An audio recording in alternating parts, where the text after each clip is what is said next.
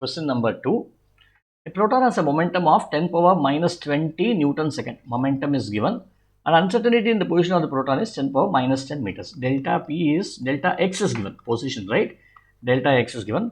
What is the minimum fractional uncertainty in the momentum of this proton? He is asking you to find out what is delta p divided by p. Okay, fractional uncertainty.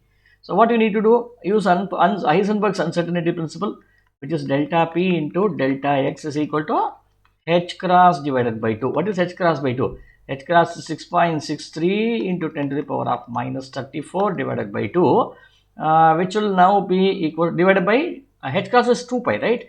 Sorry, this is h cross. H cross means, h cross is h by 2 pi. Sorry. Okay, so this should be divided by 4 pi here. Okay, so therefore, when I do this, I can get the value of, what is it I need? I need the value of delta p here.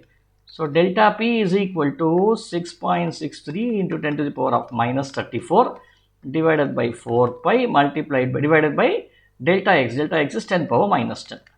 So when I do this, let us find out what is the value. Let me use my calculator.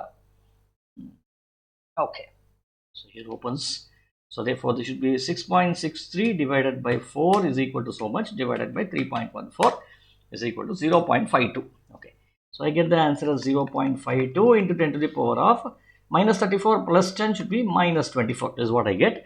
And then he is asking you what? Delta p by p. Okay, now delta p by p should now be 0.5. I am excluding this because everything is in terms of 5 over here, into 10 power minus 24 divided by p. P is how much? 10 power minus 20, which should now be equal to 0.5 into 10 to the power of minus 4, or 5 into 10 to the power of minus 5.